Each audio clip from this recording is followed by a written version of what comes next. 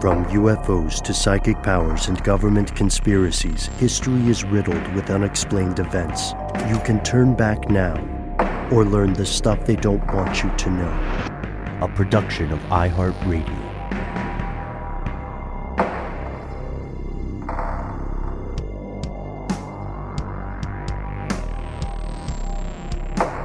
Hello, welcome back to the show. My name is Matt. My name is Noel.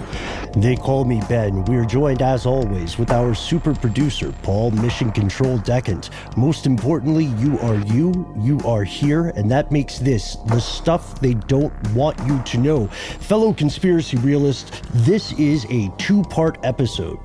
It's one that we and many people have thought about for quite a long time. It's a story that for many people begins almost 2 decades ago, but as we'll come to find, it's a much, much older story.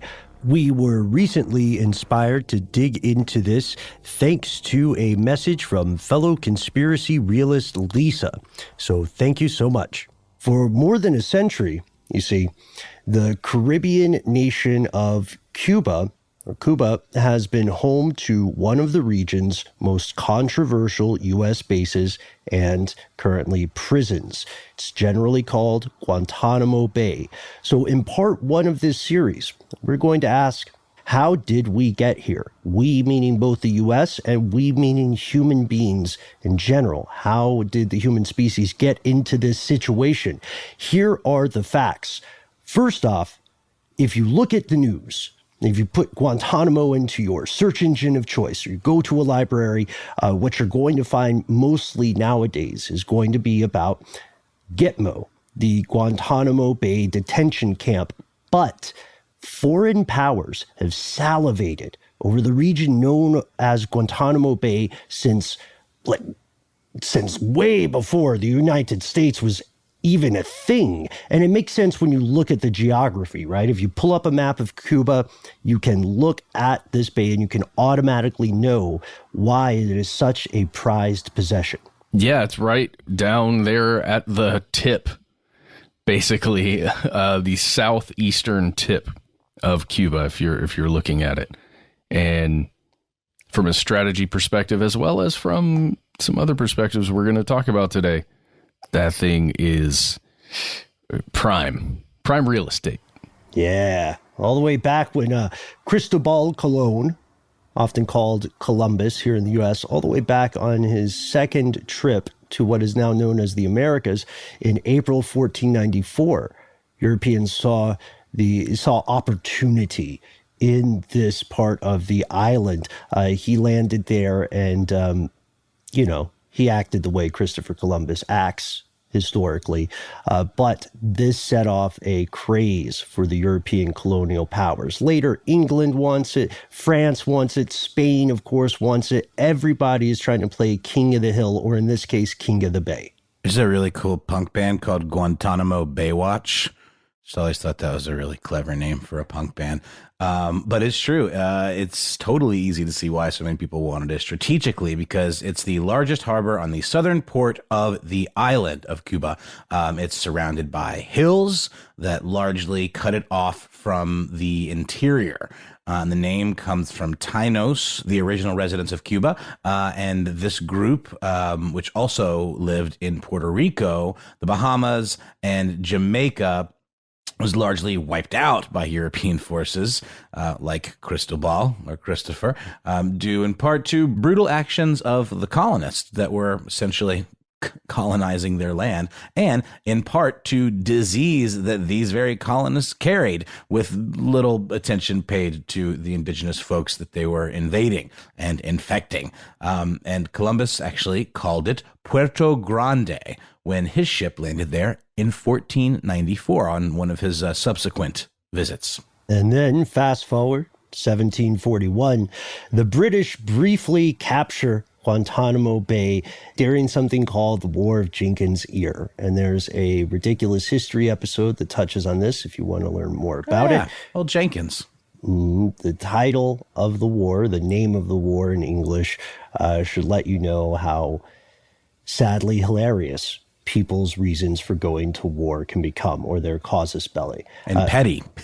And they renamed, during their brief stint here, they renamed it Cumberland Bay. That didn't last. If you look at the map now and you look at the geopolitics of the current day, you have to ask yourself, hey, how did Guantanamo Bay become part of the U.S. while still not being a part of the U.S., like whenever it's convenient? Because that is seriously, literally the case. Let's go. Let's go just a little further in time. The Spanish-American War in 1898. Oh no, Spanish-American War police are coming for me. I can hear them. Can you hear them? Yep, there they go. This is the reason you don't hear this war mentioned so often. Those guys are on the ball. And you never expect the Spanish-American Inquisition? Except when they, blast their sirens while they're heading towards you. So during the Spanish-American War in 1898, and this is one of those many, many, many wars that people often forget about in the U.S., here's what happened. U.S. forces were working with allies in Cuba to take possession of Guantanamo Bay and use it as a base from which they could battle Spanish forces controlling the island. This is also, by the way, the first deployment of a young Smedley Butler, who had just become a Marine and traveled from Pennsylvania to fight in this conflict. This is an experience that would profoundly affect him later in life. If you don't know who we're talking about, please, please, please go online and check out a short pamphlet. It's barely even a book, called War is a Racket. And you'll learn the story in full. As a matter of fact, slight spoilers, let's call it foreshadowing. You'll have an opportunity to learn much more about Smedley Butler pretty soon. So just take that, keep it secret, keep it safe. We'll be back on that point. But anyhow, yes, that's when the U.S. forces become involved. And after the Spanish-American War, the U.S. coerces the new nation of Cuba into a series of agreements. At first, they were allowed to create up to 4 naval bases on the island. They were kind of getting to 2. They traded one of those for more land in the one base they still retain today, which is now known as Guantanamo Bay. This happened in 1903. So the U.S. leases 45 square miles of the area. And this counts land and water, by the way. And they get it from this new government, the new government of Cuba. At the time, it's important to note, nobody was talking about building one of history's most notorious prisons. Instead, this was just seen, kind of the way the earlier European powers saw it. It's a stopping point, right? You can resupply. It's strategically advantageous to keep ships there, and the U.S. Navy is growing at this time. So this is quite a, coup would be a bad choice of words in this situation. But this is a big get for Uncle Sam.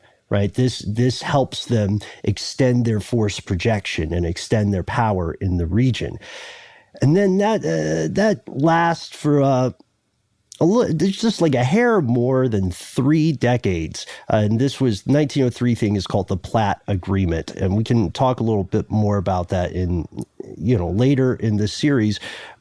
But in 1934, it's repealed, and there's a new agreement made. The countries don't just renew the lease.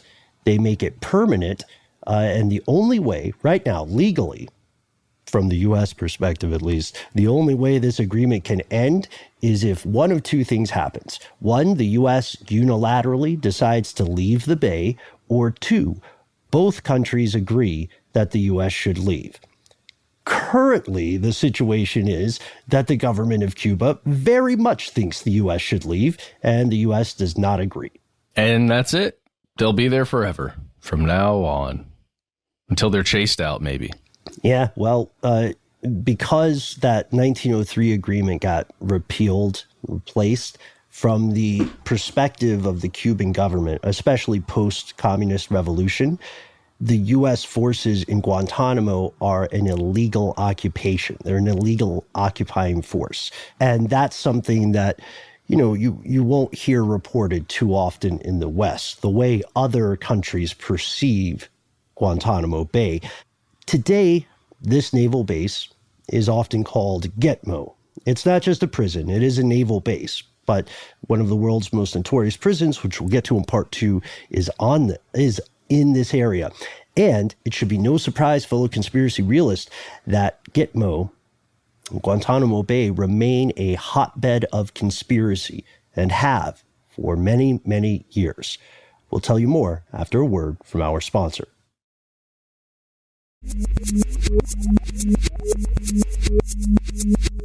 Here's where it gets crazy. Well, first of all, back in 1903, the terms of the lease itself were actually outlined in something called the Platt Agreement. And it set those terms for what would be largely considered an unequal relationship between the United States and Cuba. Clearly, with the advantage being given to the United States, both countries would get free access through the bay. And while the U.S. controls day-to-day operations, it ultimately, in theory, does recognize Cubans' sovereignty. So there's certainly some symbolic recognizing of Cuba's sovereignty there. So why was the agreement so controversial? Well, the Platt Agreement did pretty significantly challenge Cuba's sovereignty while tacitly acknowledging it as well by mandating that they actually include these conditions for withdrawal of troops that the U.S. would also adhere to into their very constitution. Ben, this is your wheelhouse, my friend, with your international affairs background. Can you explain what a strong-arm move this would have been seen as, or was it seen that way? Yeah, it was, because it was. So the idea was that we will not only have this agreement, right? You want us out. Okay, fine, we'll leave. We'll leave if you do these things. And not only do you have to do these things, but to make sure that we're super locked in on this, you have to take our caveats and you have to put them in your constitution. So like imagine, for example, if after, this is not a perfect comparison, but imagine, for example, after the Revolutionary War, right? France said, okay, we're going to keep New York Harbor. Okay. We're going to pay you a little for it, but we're going to keep it. And we want you to put the following stuff in your constitution. Yeah, it's kind of, it's our law. We wrote it, but you guys should put it in. And what's more, you should be grateful. That's kind of what happened here. And like so many of these sorts of coercive moves, the stated goal is one of defense and protection. Like, hey, help us help you. That's the way it's phrased. But there's already something conspiratorial about this because the person who signed off for this on the Cuban side is a guy named Tomás Estrapalma. And he would later go on to be the first president of Cuba, but he himself was an American citizen. So there's kind of an inside man argument here as well. You can see why this didn't sit well with a lot of people. But then adding a little bit of insult to injury here, truth be told, Uncle Sam got the land for a song. Up until that 1934 agreement, the government of the U.S. would control this part of the island, and in return, they would pay 2,000 gold coins per year for their lease. 1934, that changes a little, and they say, okay, we're going to match. We'll still give you the equivalent, but we'll give it to you in dollars because we're super into paper currency now post 1913. You know what I'm talking about. And so we're not gonna give you actual gold, but hey, hold these coupons, you guys. I owe you. I love the concept that somebody in Fort Knox is just pulling out gold bullion to print gold coins specifically to pay Cuba for their lease. And this relationship, these odd bedfellows, remained relatively stable and didn't change significantly until another pivotal moment in Cuban history, which was the revolution in the 1950s, the rise of Fidel Castro. And the U.S. and Cuban relations, surprise, surprise, steadily declined as the Castro government became closer and closer to the Soviet Union, right? And as the U.S. attempted to kill him in a number of ingenious ways. In a number of infamously stupid, cartoonish ways. Exploding cigars, was that a thing? Or did I that was one. Okay. Oh, yeah. Oh, yeah. You know what? Let's take a second. Let's stroll down memory lane. Let's do Castro assassination attempts. Let's do some of the greatest hits. Yes, Noel, you are correct. If we're doing Family Feud, you just got one of those little slots that just dinged forward, right? So you got some points. Because, yes, an exploding cigar was one of the famous ones. There was they also wanted to poison his diving suit with fungus.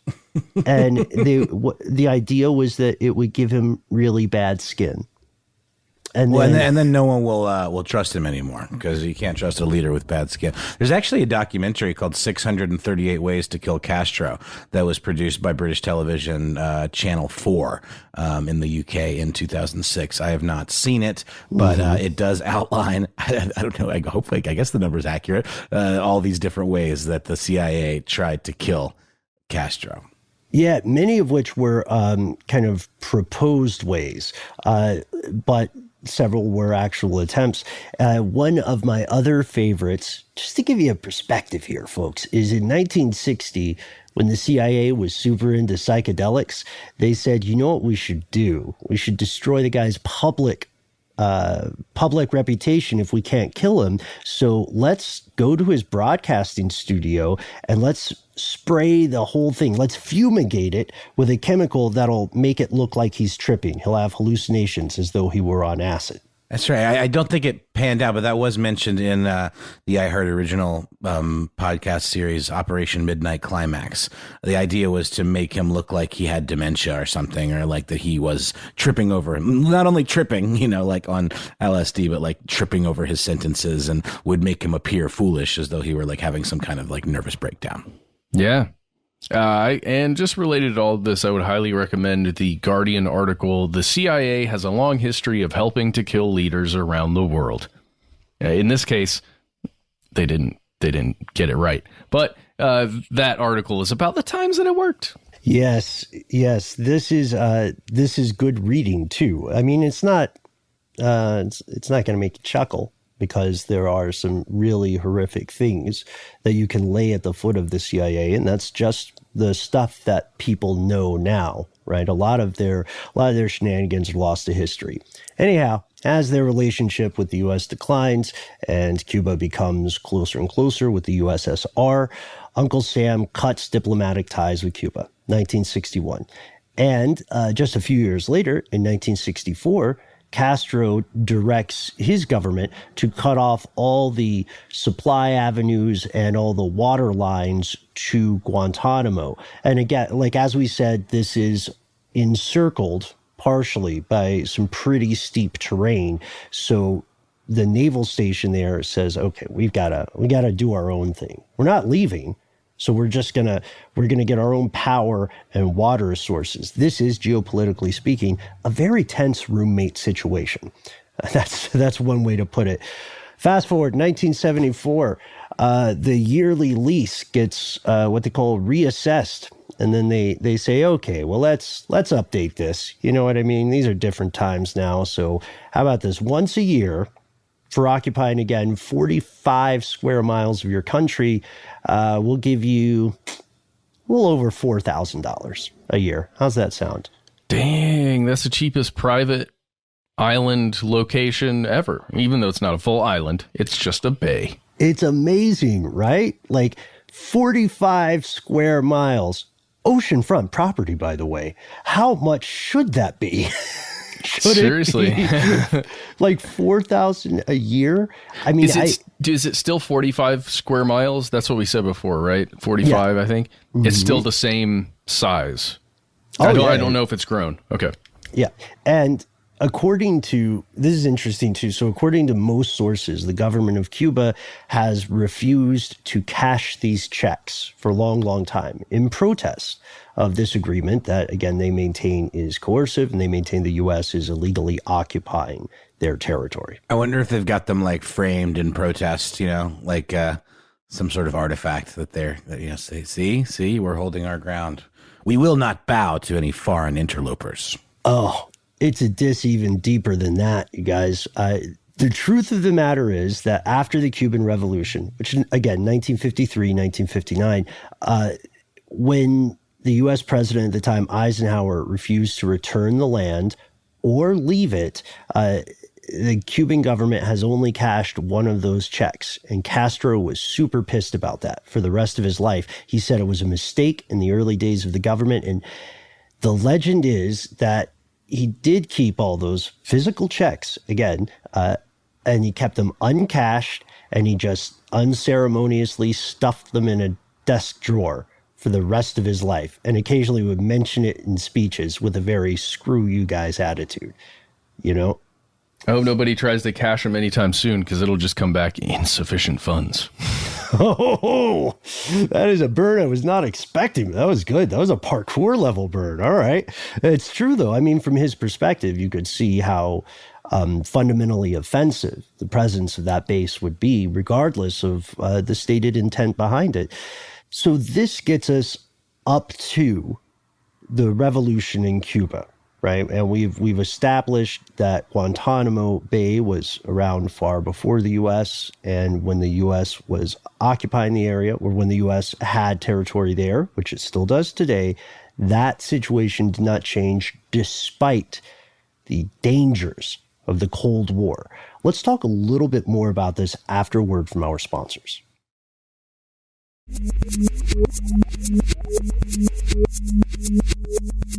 I hope you liked that American capitalism. All right. Yes. And it's weird because it seems American capitalism, regardless of your views on the concept or the ideology, which it very much is, it seems that it is a constant, right? And you could say the same about Guantanamo. Throughout the revolution, the rise of Fidel Castro, up to and including his demise, throughout the Cold War, throughout the War on Terror, and now to the present day as we record this series, one thing remained constant on the island: the U.S. presence at Guantanamo Bay. And most of the 20 years of reporting on the area has centered on the detention camp. But it's important to notice, this is something a lot of the reporting can miss at times. It's important to notice this. Before Guantanamo Bay hit the news as a detention camp created in response to the War on Terror, it was home to other controversial acts. That's right. In the 1990s, the U.S. used Guantanamo Bay as a place to dump 300 HIV-positive refugees. It was essentially being used and described as a prison camp. It also, the U.S. that is, interned over 30,000 Haitian refugees there on the base. Eventually, they let 10,747 of them into the U.S., but they also interned Cubans that were seeking asylum there. Yep, they did.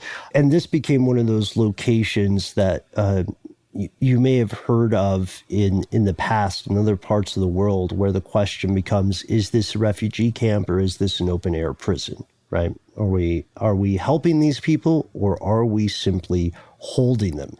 This was the first kind of large scale use of the area as a prison or center of incarceration. And it happened, like you said, in the early 90s, 1991, directly following the overthrow of Haiti's first democratically elected president, which is a story all its own, and maybe one we cover in a future episode. So the CIA, at the same time the U.S. government is putting these folks in these refugee camps, the CIA is helping, assisting death squads that are traveling around Haiti, and they were killing, again, the supporters of a democratically elected president, Jean-Bertrand Aristide. The White House said, the White House didn't say, hey, we're doing this while, the CIA is killing people. They said we're going to be using Guantanamo as a, quote, tent shelter for people who are fleeing violence in Haiti. And if any of these refugees made trouble, or were thought to be making trouble, or were suspected of being troublesome in the future, they were sent to a nearby site, still on the base, called Camp X-Ray. Today, that location is known as the Guantanamo Bay Detention Camp. It's also just known as a glorified dog kennel. Yes, yep. And that comes from the reporting that initially showed the world the chain link comprising the fencing, right? And it does look like a kennel. So when President Bush Sr., then president at the time, when he decided to send a lot of these Haitian exiles back into the chaotic fray of the country they'd hoped to escape, something incredibly important happened. And it's something that maybe slipped by in some of the news cycles. And it's this: the U.S. Supreme Court ruled that these refugees, regardless of their behavior, regardless of why or how they ended up in this area, they were not entitled to rights that you would normally have in a U.S. system of justice, or as a person seeking refugee status in the U.S. or seeking asylum, because in this case, Guantanamo doesn't count as U.S. soil. Now it's Cuba. If it's a problem, if it's a responsibility, it's Cuba's problem now, they seem to say. So it's essentially this is foreshadowing, right, Ben? I mean, it's essentially an argument that can be made as to whether or not U.S. laws apply when you're there, and in terms of what you can do to the people there and the prisoners there. What you can do to anyone at any time in anything. Yeah, it's a weird legal black spot, gray area, hole, and it's why everything else happened. Yes, well said. This rationale forms the basis of everything that would come to pass in the future. This is a have your cake and eat it too situation for Uncle Sam. Think of it this way.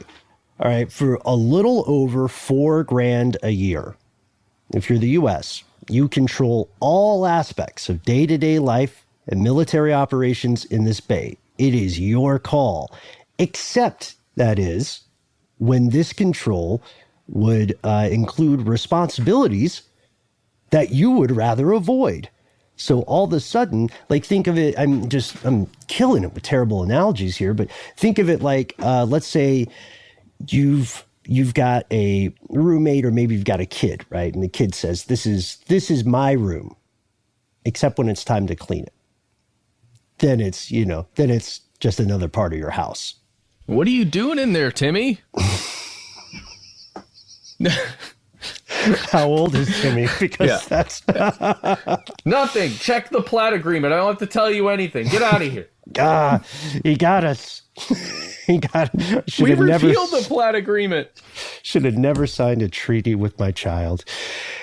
And what we've done here is we've set the stage for the problems and the controversies, the corruption, the conspiracies, the allegations of torture that have been wrapped up in the story of Guantanamo for the last 2 decades. So just for perspective here, we think that, like, we are spending a lot of time in this first part of the series on the history, because that's a question, and that's a story that needs to be addressed more openly.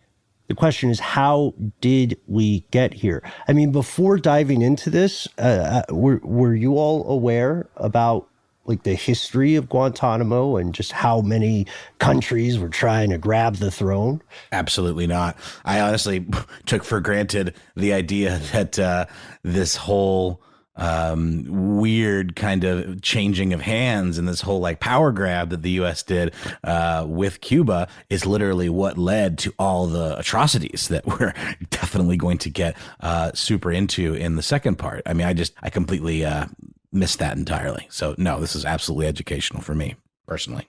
personally, for me, both of my wife's parents came from the island when the revolution was going down. So yeah, I knew a little bit about this. After meeting her, it was right after September 11th and everything. So I learned a lot about this place because it was a weird thing when you hear that detainees from the War on Terror are being kept in Cuba, weirdly enough. And, for us in an early relationship, it felt like a very coincidental thing. Like, wow, that's weird that would just happen. But do you realize that, again, we're going to save a lot of this for the next episode because that's when we're getting into the War on Terror itself and how that altered things for the state here. But it is very weird to think about Cuba, of all places on the earth, as the place where we would end up sending detainees as a sovereign nation that has a ton of landmass just north of where we're keeping them. Yeah. And then also there's another aspect here of the history. It might have stood out to some of our fellow listeners that a lease usually has an end date.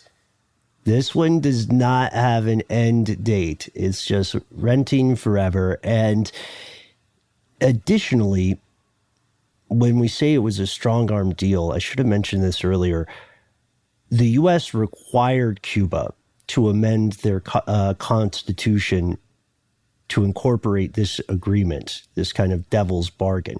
If the Cuban government did not agree, then the U.S. would not have allowed them full independence. Because after the Treaty of Paris with Spain, it was kind of up to them, up to the U.S. government of the time, what happened to Cuba, Puerto Rico, the Philippines, Guam. This was something that the Cuban government was forced to do.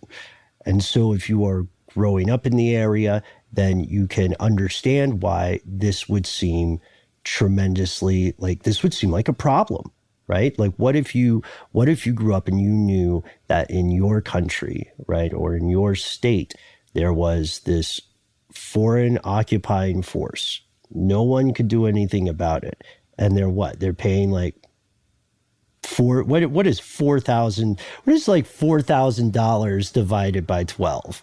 Like, how much is the monthly rent there? Yeah, I know. I totally see what you're saying, Ben, but I think if you have some power help you gain independence, then having that power in some presence in some way in your country is probably not, balked at as heavily. Sure. I mean, I think that's a valid point, but let's also consider that before the U.S. came into the theater of this war, the Cuban people have been fighting for independence against the Spanish for decades.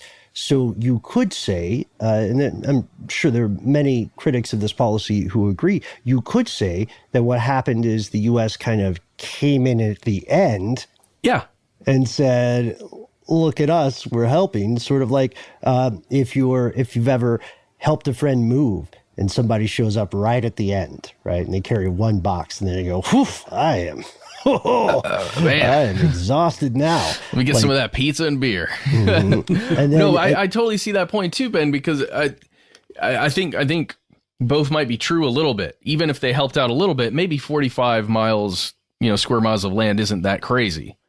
But then pushing it further and further from that 1903 date to the 1934 date, when they tried to get it in the Constitution, that's when you're like, whoa, what? That's a little. Come on. Well, you want to be independent, don't you? You know what I mean? Hey, that's a nice idea for a country you have. Would be cool if it worked out. Yes, but also from the Cuban perspective, strategically, if you've got the United States military as an ally and it's just up there, and you've got a bay down here where they can, deploy from, anybody that's going to come and mess with Cuba isn't going to. Because the U.S. Navy is the big player in town, in the world. And, I can imagine how that goes into the calculus of, all right, maybe we should go along with this. I completely agree. And you've reminded me, Matt, of a quotation from a senator at the time, in the U.S. That maybe will give us some more context into the motivations for this quote unquote protective defensive move. As the U.S. was ramping up to intervene in Cuba, one senator pulled out all the stops to try to get everybody on board with this intervention. His name is Senator John Thurston. First, he said it was his wife's dying wish to, quote, free Cuba and its people. And then just for backup, he added this. He said, war with Spain would increase the business and the earnings of every American railroad. It would increase the output of every American factory. It would stimulate every branch of industry and domestic commerce. It would greatly increase the demand for American labor. And in the end, every certificate that represented a share of an American business enterprise would be worth more money than it is today. It's not quite protecting people's, quality of life, is it? That's an odd quote to me, man. That's wow. That's an American senator. That is the Senator John Thurston. Thurston. My wife's dying wish, no kidding you guys, is to free the Cuban people from Spanish occupation.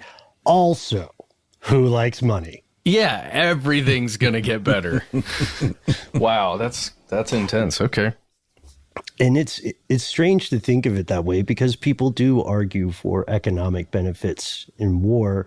They're just careful about who they're talking to when they say it. They read the room.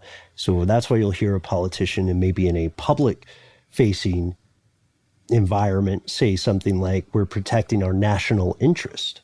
But what are those national interests exactly? It's a good question.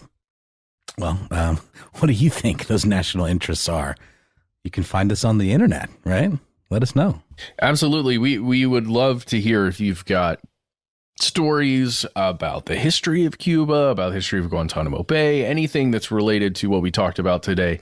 You can find us on Twitter and Facebook, where we are Conspiracy Stuff. YouTube, we are Conspiracy Stuff. On Instagram, we are Conspiracy Stuff Show. And if you don't like social media, you can use your mouth and your phone to contact us. That's right, 1-833-STDWYTK. Leave us a message. 3 minutes is the time of the message that you shall leave, maximum. You can go really short. Do it like an aphorism, like a Ben Franklinism or something, or a verbal tweet. Let us know what to call you. Give yourself a nickname. Say anonymous. Use one of those creepy serial killer voice disguisers. Those are cool. And also make sure to let us know if it's okay to use your message on one of our weekly listener mail episodes, because we'll do that. And finally, if you can't fit everything you want to say into that 3-minute voicemail, you can also send us an email. We are conspiracy@iHeartRadio.com.